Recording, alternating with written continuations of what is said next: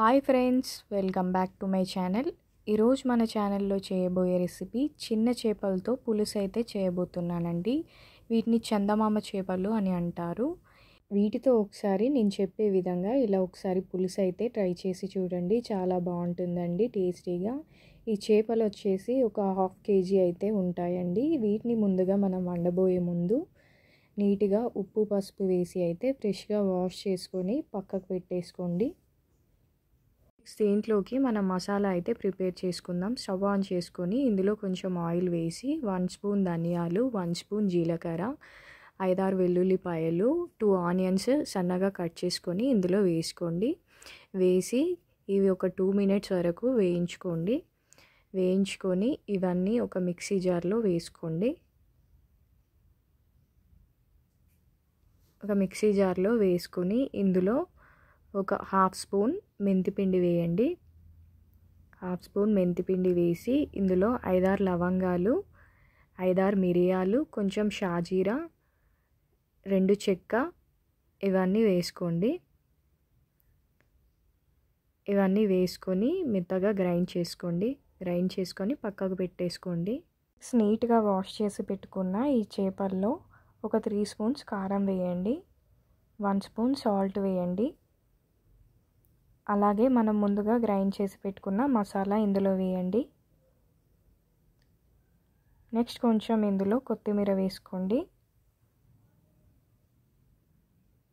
అలాగే మనం ముందుగా కట్ చేసి పెట్టుకున్న ఆనియన్స్ అండ్ చిల్లీస్ వేసుకోండి.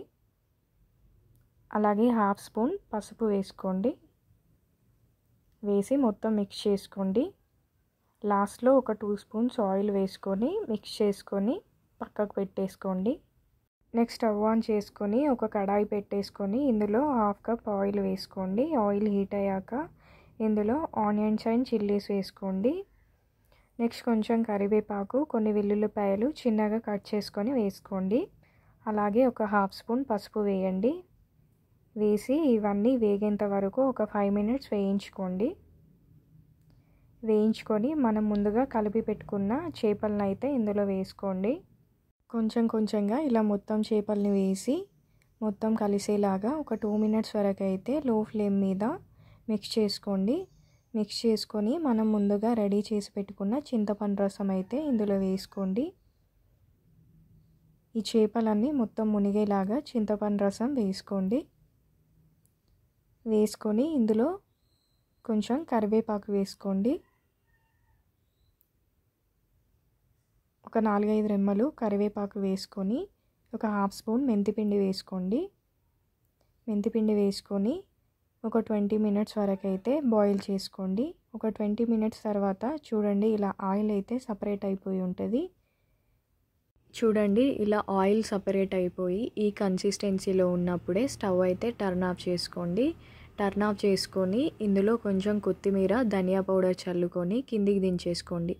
అంతేనండి, సింపుల్ టేస్టీగా సింపుల్ ప్రాసెస్లో చేపల పులుసు అయితే రెడీ అయిపోయింది.